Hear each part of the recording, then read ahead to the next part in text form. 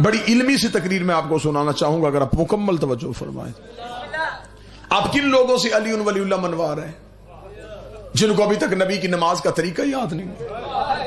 جو کام دن میں 5 دفعہ پیغمبر نے کیا، امت ابھی تک وہ طے نہیں کر سکی کہ وہ کیسے کیا تھا۔ جو یہاں ہاتھ رکھ کے پڑھ رہا ہے وہ بڑا مطمئن ہے، اس سے پوچھو تو نے نبی دیکھا ہے؟ وہ کہتا نہیں۔ ہاتھ یہاں کیوں رکھے؟ وہ کہتا میرا امام کہتا نبی یہاں رکھتے تھے۔ جس نے یہاں رکھے وہ کہتا میرا امام کہتا نبی یہاں رکھتے تھے۔ اب یہ تو نہیں ہو سکتا کہ نبی ہر طریقے سے پڑھتے تھے، نبی کا طریقہ تو ایک ہی تھا نا۔ اب اس کا مطلب ان 5 طریقوں میں سے ایک طریقہ ٹھیک ہے، 4 طریقے غلط ہیں۔ اب کوئی بھی اپنی غلطی ماننے کو تیار ہی نہیں۔ میں یہاں کہہ دوں شیعوں کا طریقہ ٹھیک ہے، سنی کہیں گے شیعہ مجمع جو تھا،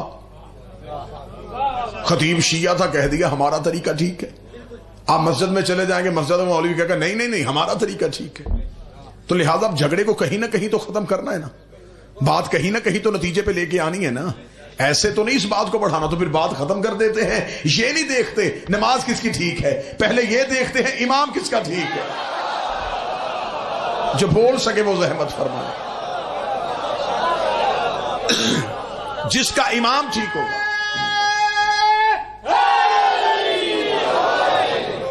جس کا امام ٹھیک ہوگا اس کی نماز ٹھیک ہوگی۔ ایسی مجلس سن لیں گے نا جی آپ۔ اب ہم ہیں نبی کے 1500 سال بعد آنے والے لوگ، 1600 سال بعد آنے والے لوگ۔ اب ہم کیسے بتا سکتے ہیں کہ نبی عمل کیسے کرتے تھے؟ ہم نے تو نبی کو دیکھا نہیں۔ ہمیں نبی کی مکمل سیرت چاہیے، پوری سیرت چاہیے۔ ہمیں نبی کے کپڑے پہننے کے طریقے سے لے کے نبی کے طواف کے طریقے تک، کیونکہ ہمیں قرآن نے کہہ دیا ہے کہ نبی کی زندگی تمہارے لیے بہترین عملی نمونہ ہے۔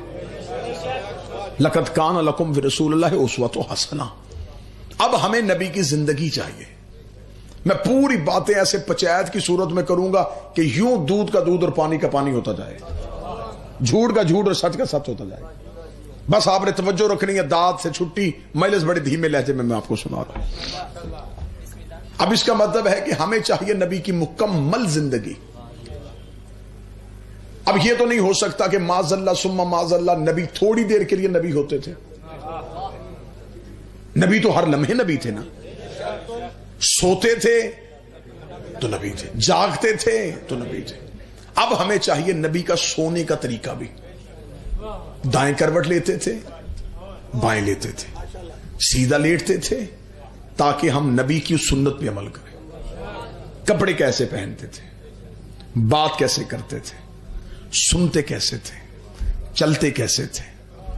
اب یہ ساری سیرت ہمیں نبی کی چاہیے۔ توجہ آپ میری طرف رکھیں گے سر۔ بیٹا یہ کیا کرنے لگے آپ؟ اچھا جلدی کرو، صلوات سارے حضرات مل کے بلند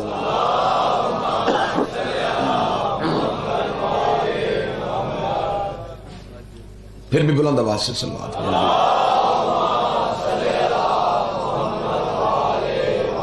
اب میرے بعد اس کو چلا دینا، اب بیٹھ جاؤ۔ توجہ ہے میری بات کی جانب۔ ہمیں چاہیے نبی کی مکمل سیرت۔ اب نبی کی مکمل سیرت لینے کے لیے نبی کے دور کے 3 ایسے طبقے ہیں جو ہمیں نبی کی زندگی کے بارے میں بتا سکتے ہیں۔ پہلے ہے صحابہ اکرام رضوان اللہ علیہم اجمعین۔ اب تو کسی کو کوئی اعتراض نہیں نا۔ صحابہ اکرام رضوان اللہ علیہم اجمعین پہلے۔ دوسرا طبقہ ازواج مطہرات، تیسرے اہل بیت کرام۔ یہ 3 طبقے ہیں جنہوں نے نبی کو دیکھا ہے۔ یہ ہمیں نبی کی سیرت بتا سکتے ہیں۔ چلے پہلے سنی بھائیوں کی بات کرتے ہیں، اہل بیت کے دروازے پہ بعد میں آئیں گے۔ اگر ہم صحابہ سے نبی کی زندگی پوچھنے جائیں تو صحابہ ہمیں نبی کی وہی زندگی بتائیں گے جو گھر سے باہر تھی۔ بالکل مطمئن ہو کے مجھے سنیے گا، لیکن نتیجے پہ ساتھ دینا آپ نے۔ صحابی گھر کے باہر نبی کے ساتھ ہے، لیکن جو ہی نبی دروازے پہ جاتے ہیں تو آگے آیت لٹکی ہوئی ہے، خبردار میرے نبی کے گھروں میں داخل نہ ہونا۔ صحابی ہمیں وہی سیرت دیں گے جو گھر سے باہر ہے. اگر ہم نبی کی بیویوں سے پوچھیں تو وہ ہمیں وہی سیرت بتائیں گی جو گھر کے اندر ہے. اس لیے کہ آیت صحابہ کو اندر نہیں آنے دے رہی، نبی کی بیویوں کو باہر نہیں جانے دے رہی. قرآن انہیں کہہ رہا ہے کہ باہر رک جاؤ، انہیں کہہ رہا ہے اے نبی کی بیویوں اپنے گھروں کے اندر بیٹھی رہو. اس کا مطلب ہے صحابی سیرت بتائے گا گھر کے باہر کی، بیویاں سیرت بتائیں گی گھر کے اندر کی. اب اہل بیت مجبوری بن گئی ہے، دین اہل بیت سے لینا پڑے گا. اس لیے نبی گھر میں ہوتے تھے یہ سینے پہ ہوتے تھے، نبی مسجد میں ہوتے تھے یہ پشت پہ ہوتے. بسم اللہ.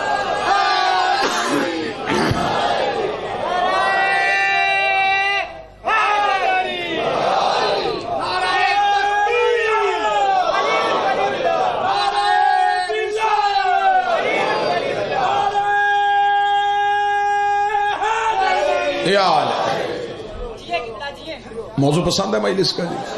بس آپ نے پوائنٹ نوٹ کرتے جانے ہیں، اس دلیل پہ آپ کو کوئی رد نہیں دے سکے گا.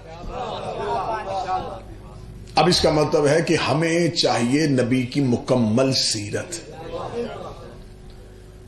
اب اتنے طریقے ہیں مسجدوں میں، مسجد اللہ کی ہے لیکن باہر فرقے کا نام لکھا ہے. یہ حنفی ہے، یہ بریلویوں کی ہے، یہ دیوبندیوں کی ہے، یہ شیعوں کی ہے. مسجد اللہ کی تھی،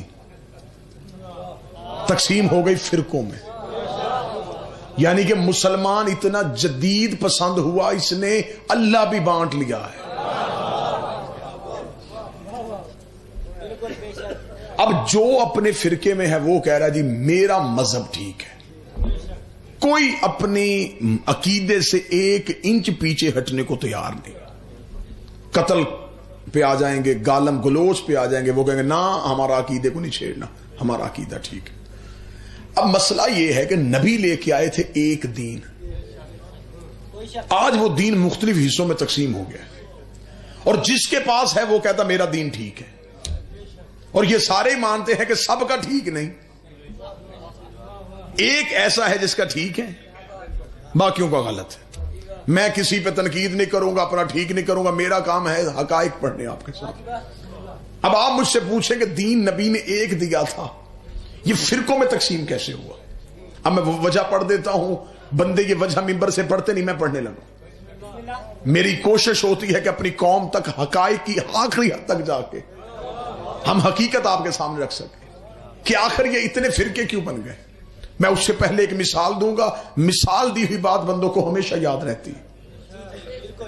میں مثال کا سہارا لے رہا ہوں تمہاری یادداشت میں بات کو محفوظ رکھنے کے لیے. میں آپ کے سامنے مجلس پڑھ رہا ہوں، 35-40 منٹ مجلس پڑھنے کے بعد میں اعلان کروں کہ جو میں نے پڑھا میرا مجمع مجھے سنائے.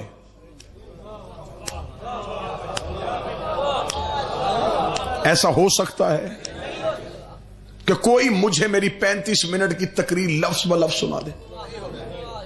ایسا نہیں ہو سکتا. اب آپ نے میری مجلس سنی، مجلس ختم ہوئی، اب اپنے اپنے گلیوں، شہروں، دیہاتوں میں چلے گئے. آپ سے کسی نے پوچھا کل کہاں تھے؟ مجلس میں. وہاں کیا پڑھا گیا؟ اب آپ نے میری تقریر اپنے انداز سے سنائی.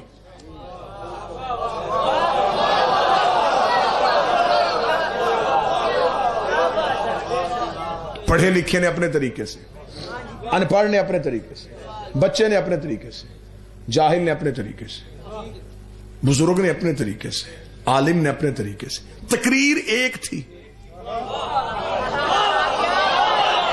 بادشاہ حسین عزت عطا فرمائے. یہ مختلف حصوں میں تقسیم کیوں ہو گئے؟ کیوں؟ جتنے راوی بدلتے گئے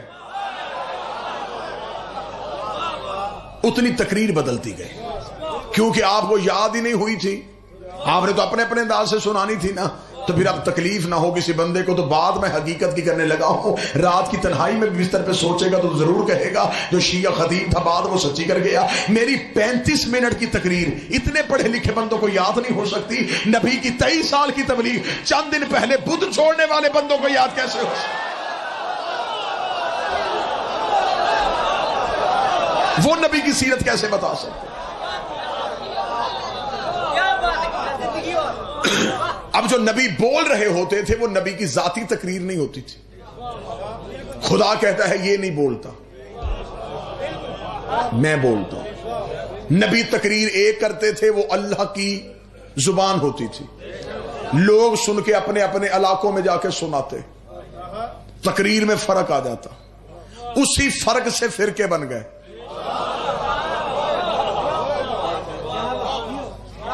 اللہ کا لہجہ تو کوئی غیر معصوم نہیں بتا سکتا نا, تو توحید کے لہجے میں اتنا سا بھی فرق آ جائے تو اتنا سا بھی فرق جو ہے وہ مذہب کا فرق ہو گیا. تقریر اسی مثال کو آگے بڑھاؤں گا, آپ نے بڑے اچھے طریقے سے یہ مثال کو پسند کیا, تو میرا خیال ہے اسی مثال کو آگے بڑھاتے. اب اگر کوئی کہے مجھ سے, میں تھوڑے دن بعد پھر سیال کوٹ میں آؤں, کوئی مجھ سے کہہ دیا آپ وہاں مجلس پڑھنے کے لیے آئے تھے, آپ نے یہ جملہ پڑھا تھا, میں کو نہیں پڑھا تھا. وہ کہ جس نے مجھے بتایا تھا اس نے تو مجھے یہ بتایا. میں کہوں گا قصور میرا نہیں, تو نے جس سے پوچھا وہ بندہ سچا نہیں تھا. میری تقریر اس نے تجھے توڑ مروڑ کے سنا دی. اب یہاں پہ کوئی بندہ وہ کہہ دی نہیں ہمیں پوری تقریر آصف علوی کی چاہیے, جو اس نے پڑھا وہ لفظ بلفظ چاہیے. اتنے لوگوں میں سے ہر ایک بندے کا ایک ایک کر کے وہ ایڈریس نوٹ کرے, سب کے گھروں میں جا کے دستک دے. آپ مجلس میں تھے, تھا جی, کیا پڑھا؟ ایک نے کچھ سنایا, ایک نے کچھ سنایا, ایک نے کچھ سنا. 300 گھروں میں گیا, 300 تقریریں اس کے پاس اکٹھی ہو گئی. اس نے کہا نہیں مجھے 300 نہیں چاہیے, مجھے ایک تقریر دو جو اس نے پڑھی. پھر ایک بندہ کہے گا کہ اب ہم تجھے بتاتے ہیں. یہ مجلس میں سامنے بچہ بیٹھا ہوا, بالکل یہ میرے سامنے, اس بچے کے پاس ہے موبائل فون, آپ سن رہے ہیں, یہ ریکارڈ کر رہا ہے.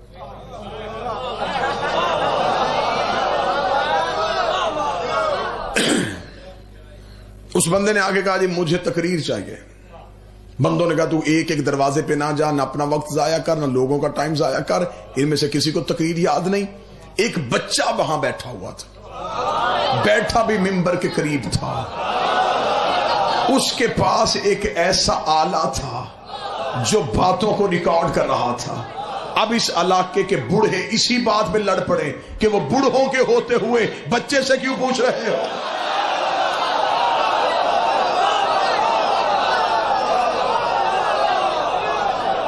تھوڑی آپ مہربانی فرمائیں گے کیونکہ 2019 ہے, ہمیں مثالوں کے سہارے لینے پڑ رہے ہیں.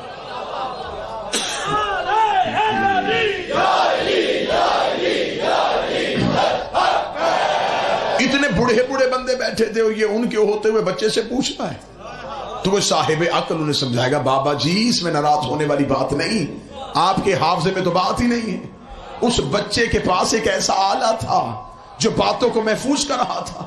اگر یہ بچہ اس موبائل فون کو محفوظ کر کے رکھے تو 25 سال کے بعد بھی اسے آن کرے تو میں ایسے ہی بولنا شروع کر دوں گا جیسے اب بول رہا ہوں. نہ لفظ بدلے, نہ لہجہ بدلا, نہ روانی بدلی, نہ موضوع بدلا, نہ گفتگو بدلا. شیعوں کو قتل کر دو تمہاری مرضی ہے, ہمیں دیواروں پہ کافر لکھ دو تمہاری مرضی ہے, ہمارا مذہب تو ہم سے آ کے سنو. ہم شیعہ اتنے بھی جاہل نہیں ہیں, ہم نے دین اہل بیت سے اس لیے لیا ہے. نبوت بول رہی تھی, امامت محفوظ کر رہی تھی. نبوت بول رہی تھی, امامت محفوظ کر رہی تھی. 25 سال کے بعد علی نے آ کے مدینے کی مسجد میں نماز پڑھائی تو اندھے صحابی نے چیخ مار کے کہا آج محمد والی نماز یاد آئے. آج تو ایسے لگ رہا ہے کہ محمد بول رہا ہے.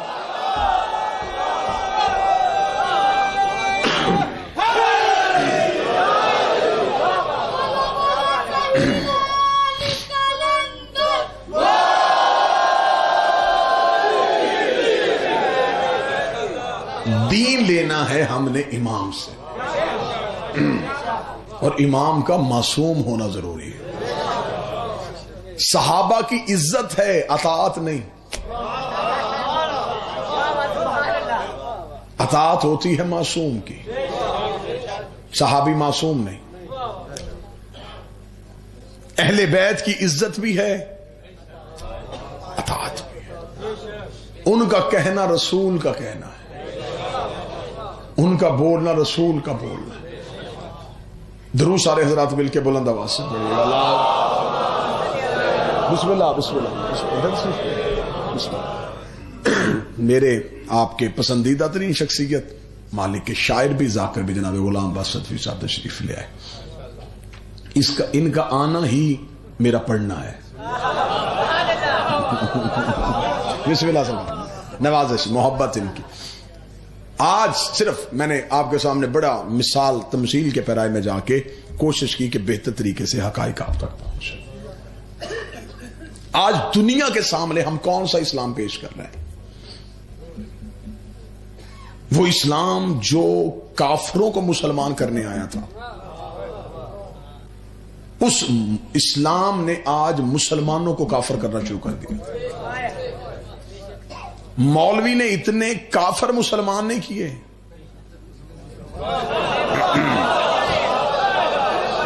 جتنے مسلمان کافر کرتے.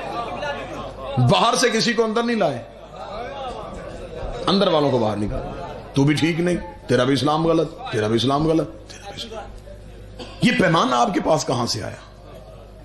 آپ اسلام ناپتے کس چیز سے؟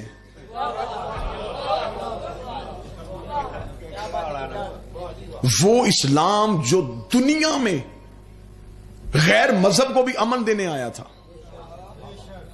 وہ اسلام آج دہشت گرد کیوں ہو گیا؟ میں وہ وجہ پڑھوں گا اور قوم کے نوجوانوں کے لیے پڑھنا ہوں. داڑھی دین کی علامت تھی, دہشت گرد کی پہچان بن گئی. ہمیں دنیا کے مختلف کونوں میں مذہب آل محمد کی وکالت کے لیے جانا پڑتا ہے, ورنہ ہماری حیثیت کیا؟ بادشاہ حسین کی قسم ایئرپورٹ پہ جا کے شرمندگی ہوتی ہے کہ جب مسلمانوں کی چیکنگ وہ اس انداز سے کرتے, وہ کہتے نہیں دہشت گرد مذہب ہے. اب یہ مسلمان دہشت گرد کیوں ہوا؟ کیا جب اسلام پہلے دن مکے سے آیا تو اسلام میں دہشت گردی تھی؟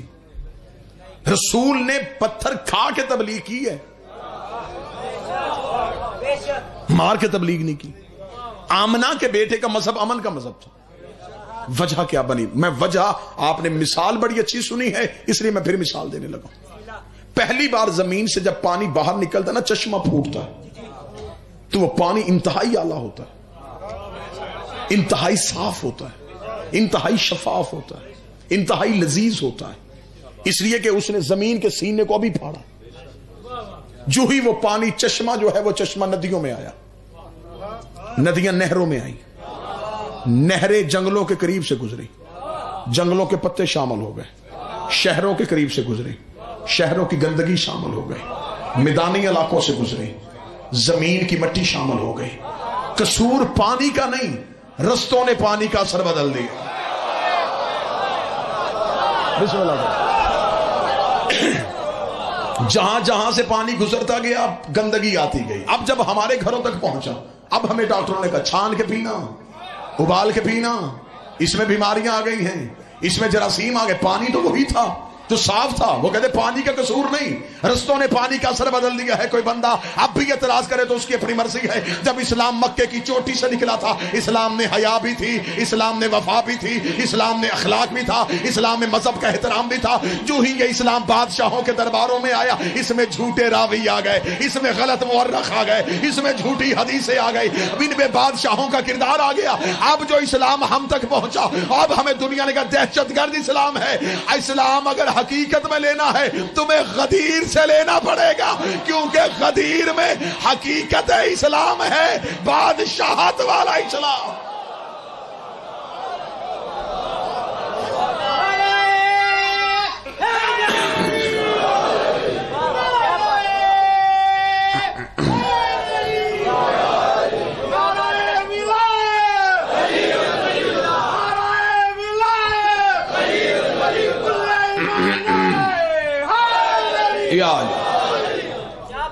غیر مذہب نے, عیسائی نے, یہودی نے قرآن نہیں پڑھا, اس نے مسلمانوں کی تاریخ پڑھی.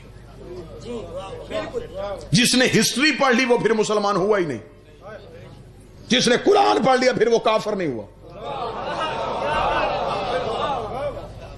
اس نے مسلمانوں کی تاریخ پڑھی, اس نے کہا یہ تاریخ, کھوپڑیوں کے مینار, انسان کے لہو کے گارے کے ساتھ دیواریں. یعنی کہ ہمارے بچوں کو آج تک اسلامیات میں پڑھایا جاتا ہے عروج اسلام, زوال اسلام, مجھے آج تک مسلمانوں کی یہ کمبختی سمجھ میں نہیں آئی، وہ کون سا اسلام ہے جسے زوال آیا تھا؟ بھئی اللہ کو ساری دنیا نہ مانے، اس کی ربوبیت میں کوئی فرق آئے گا؟ تو ساری دنیا نہ بھی کلمہ پڑھتی، اسلام کو زوال کیسا؟ اسلام کو عروج کیسا؟ یہ بات ہسٹری میں کیوں لکھی، میں وجہ پڑھ دیتا ہوں۔ بادشاہ نے کسی علاقے پہ قبضہ کر لیا، انہوں نے عروج اسلام لکھ دیا۔ بادشاہ جنگ ہار کے واپس آیا،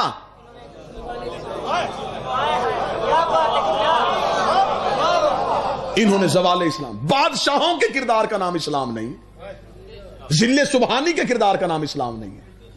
انہوں نے سر کاٹے تھے، لشکر لے کے گئے تھے زمینوں پہ قبضہ کرنے کے لیے، جتنے دہشت گرد تھے تو انہیں اسلام کے ہیرو بنا دیے۔ سلطان محمود غزنوی کیا کیا تھا؟ اس نے جی سومنات کا بت آ کے توڑا تھا، اس لیے توڑا تھا اس کے اندر سونا تھا۔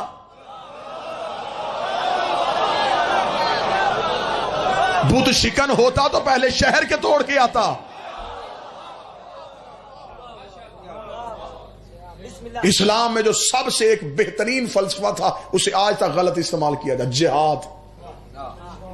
غیر مذہب کے ساتھ جب ہماری بحث ہوتی ہے تو سب سے پہلا سوال یہ کرتے، وہ کہتے دیکھیں جی ہمیں اسلام کو پڑھنے کی ضرورت نہیں، تمہارے اسلام میں جہاد ہے؟ تمہارے اسلام میں گردنیں کاٹنا تمہارا مذہب کہتا ہے، کافر قتل کرو یہ تمہارا مذہب کہتا ہے۔ جہاد کی حقیقت ہی نہیں پڑھی گئی، جہاد کی ڈیفینیشن ہی نہیں بیان کی گئی۔ ایک چھری ہوتی ہے ڈاکو کے ہاتھ میں، وہی چھری ہوتی ہے ڈاکٹر کے ہاتھ میں۔ ڈاکو چلاتا ہے زندگی چھیننے کے لیے، ڈاکٹر چلاتا ہے زندگی بچانے کے لیے۔ تلوار بادشاہ کے ہاتھ میں گئی تو گردنیں کٹ گئیں، امام کے ہاتھ میں آئی تو عدل ہوا۔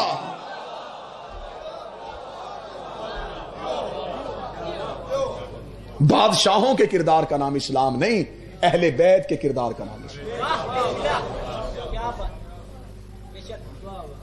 ایک یورپی مفکر ہے آئن ڈیولڈ، اس نے بڑی خوبصورت، اس نے دنیا کے مختلف بادشاہوں کا دور لکھا ہے کہ کس بادشاہ کا کیسا دور تھا۔ بڑا خوبصورت جملہ لکھا اس نے، پڑھتے پڑھتے اس کی کتاب کا ایک جملہ آیا، اس نے کہا کہ پوری دنیا میں جو بہترین ٹینور تھا گورنمنٹ کا، اسے کہا وہ علی کا دور تھا۔